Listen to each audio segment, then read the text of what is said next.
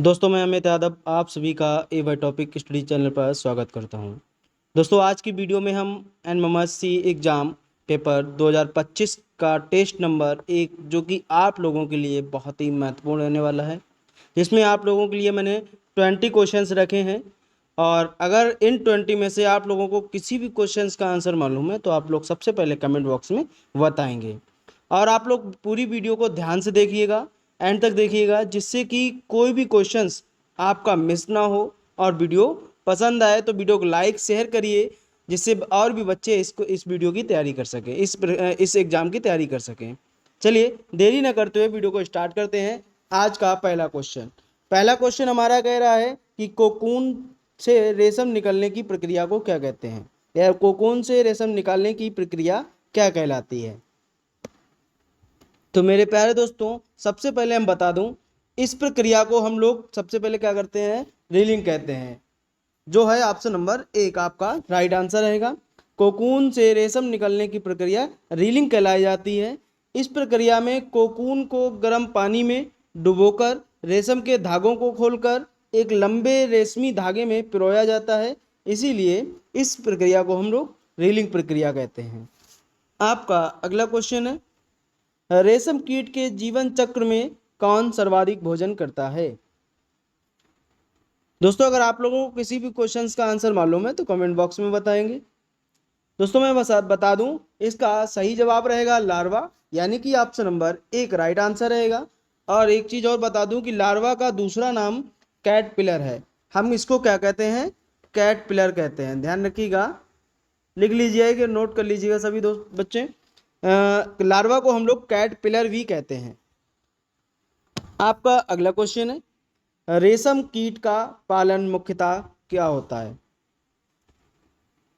तो दोस्तों रेशम कीट का पालन जो है वो मुख्यतः जो होता है उपरोक्त में से सभी पर, यानी कि शहतूत की पत्तियों पर भी होता है, हरंडी की पत्तियों पर भी होता है, और ओक की पत्तियों पर भी होता है। तो इसका सही आंसर रहेगा आपका 4 नंबर, यानी कि उपरोक्त में से सभी। आपका अगला क्वेश्चन है, क्वेश्चन नंबर 4 कह रहा है, फ्लैक्स यानी कि आलसी या तीसी पौधे के किस भाग से प्राप्त होती है। फ्लैक्स जो है वो अलसी या तीसी पौधे के किस भाग से प्राप्त की जाती है। तो दोस्तों इसका सही जवाब रहेगा बीज से, यानी कि ऑप्शन नंबर 2 जो है वो आपका सही आंसर रहेगा। और अलसी जिसे फ्लैक्स या तीसी भी कहा जाता है, मुख्य रूप से इसके बीजों के लिए उगाई जाती है।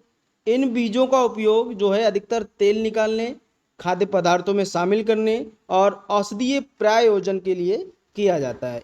ये आप लोग नोट कर लीजिएगा। आपका अगला क्वेश्चन है, रेशम का धागा मुख्यतः किस प्रोटीन से बना होता है। तो दोस्तों रेशम का धागा जो है वो मुख्यतः फाइब्रोइन से बना होता है, यानी कि ऑप्शन नंबर 3 जो है वो राइट रहेगा। आपका अगला क्वेश्चन है, क्वेश्चन नंबर 6 कह रहा है कि शहतूत की पत्तियां किस रेशम कीट का मुख्य भोजन है। तो दोस्तों आपके ऑप्शन दिए गए हैं, टसर रेशम कीट, मूंगा रेशम कीट, एरी रेशम कीट, या बॉम्बेक्स मोरी कीट। तो दोस्तों मैं आपको बता दूं, बॉम्बेक्स मोरी कीट जो है वो एक प्रकार का रेशम कीट है, तो इसलिए आपका सही आंसर रहेगा बॉम्बेक्स मोरी कीट, ऑप्शन नंबर 4 राइट आंसर रहेगा। और ये भी बता दूं, यह आमतौर पर देखा जाए तो शहतूत के रेशम कीट के नाम से भी जाना जाता है, क्योंकि ये मुख्य रूप से शहतूत की पत्तियों पर पनपता है। ठीक है। आपका अगला क्वेश्चन है, क्वेश्चन नंबर 7 कह रहा है कि बुनाई से पहले ऊन के रेशों को सीधा करने और गांठों को हटाने की प्रक्रिया क्या कहलाई जाती है। तो ऊन बुनाई करने से पहले जो हम लोग ऊन निकालते हैं भेड़ों से, तो उनको जो उनमें से रेशे निकलते हैं उनको अगर सीधा किया जाए तो उनको सबसे पहले हम अगर उनको सीधा करने की प्रक्रिया को कहा जाए तो हम लोग कंघी करना कहते हैं। जैसे हम लोग मान लीजिए बाल काटते हैं तो हम लोग कंघी से बाल काटते हैं तो उसको सीधा करते हैं ना, तो यही इसी प्रकार से बुनाई से पहले अगर ऊन निकाली जाती है तो उसको सीधा करने, उसके रेशे जो होते हैं उनको सीधा करने के लिए उस प्रक्रिया को हम लोग कंघी करना कहते हैं। ठीक है। इसका राइट आंसर रहेगा ऑप्शन नंबर 2। अब आपका अगला क्वेश्चन है, क्वेश्चन नंबर 8 कह रहा है कि भेड़ के शरीर से ऊन उतारने की प्रक्रिया को क्या कहते हैं। तो दोस्तों भेड़ के शरीर से ऊन उतारने की प्रक्रिया को मैंने अभी बताया, तो इसका सही जवाब रहेगा आपका कतरन, यानी कि ऑप्शन नंबर 3 जो है वो राइट आंसर रहेगा। आपका अगला क्वेश्चन है, नोबेल पुरस्कार विजेता सीवी रमन ने किस क्षेत्र में महत्वपूर्ण योगदान दिया? तो दोस्तों इन्होंने महत्वपूर्ण योगदान जो दिया था वो प्रकाश का प्रकीर्णन में दिया था, यानी कि ऑप्शन नंबर 2 आपका राइट आंसर रहेगा। और ये भी बता दूं कि नोबेल पुरस्कार विजेता सीवी रमन जो हैं को प्रकाश प्रकीर्णन पर उनके महत्वपूर्ण कार्य और रमन प्रभाव की खोज के लिए 1930 में भौतिकी का भी नोबेल पुरस्कार जो है वो मिला था। ठीक है, ध्यान रखिएगा। आपका अगला क्वेश्चन है, क्वेश्चन नंबर 10 कह रहा है निम्नलिखित में से जीवाश्म ईंधन नहीं है।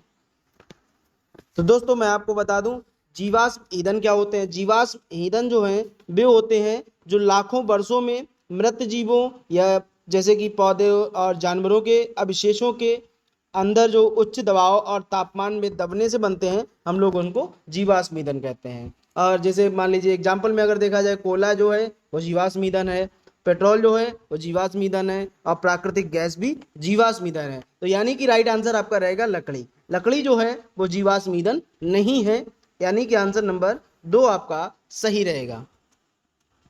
आपका अगला क्वेश्चन है, अक्षयशील संसाधन नहीं है। तो दोस्तों अक्षयशील संसाधन क्या नहीं है? तो अक्षयशील संसाधन जो वो कोयला नहीं है, यानी कि ऑप्शन नंबर 4 बिल्कुल राइट आंसर रहेगा। वो कैसे नहीं है मैं बता दूं, अक्षयशील संसाधन वे होते हैं जो उपयोग करने पर समाप्त नहीं होते हैं, यानी कि उनकी पुनः पूर्ति प्राकृतिक रूप से तेजी से होती है। और प्रश्न में पूछा क्या गया है कि इनमें से कौन सा अक्षयशील संसाधन नहीं है, तो जिसका अर्थ हमें यह है कि ऐसा विकल्प चुनना है जो समाप्त होने वाला या अनवीकरण संसाधन होना चाहिए। जैसे अगर देखा जाए पहला वायु दिया गया है, तो वायु क्या है? एक अक्षयशील संसाधन है, क्योंकि यह प्रकृति में प्रचुर मात्रा में उपलब्ध है, इसकी कोई समाप्ति की सीमा नहीं है। ठीक है, तो यह एक अक्षयशील संसाधन है। दूसरा जल दिया गया है, जल जो है वो भी एक अक्षयशील संसाधन है, क्योंकि ये जल चक्र के माध्यम से लगातार नया मतलब नवीनीकृत होता रहता है। ठीक है, बढ़ता रहता है। अगला दिया गया है सूर्य का प्रकाश। सूर्य का प्रकाश जो है वो यह भी एक अक्षयशील संसाधन इसलिए है क्योंकि यह सूर्य से लगातार प्राप्त होता है।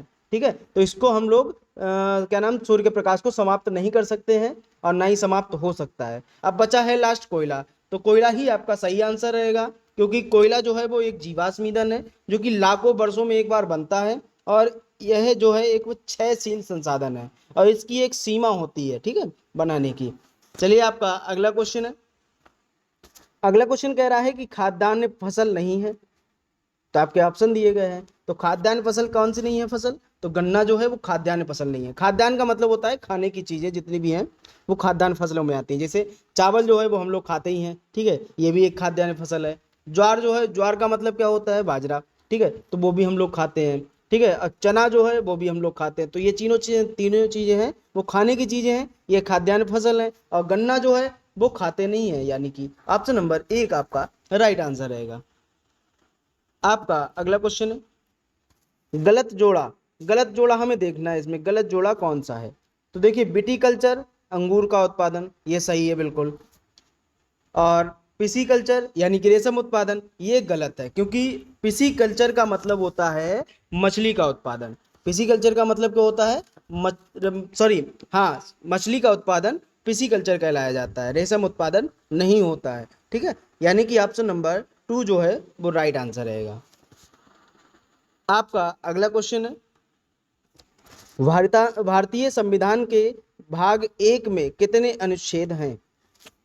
तो दोस्तों भारतीय संविधान में भाग 1 में 4 अनुच्छेद हैं। कौन कौन से हैं? अनुच्छेद 1 जो है वो संघ का नाम और क्षेत्र दिए गए हैं, और अनुच्छेद 2 में नए राज्यों का प्रवेश या स्थापना दी गई है, और अनुच्छेद 3 में राज्यों के निर्माण या तथा सीमाओं में नामों में परिवर्तन देना होता है, वो सारी चीजें दी गई हैं। ठीक है, यानी कि ऑप्शन नंबर 3 जो है वो आपका राइट आंसर रहेगा।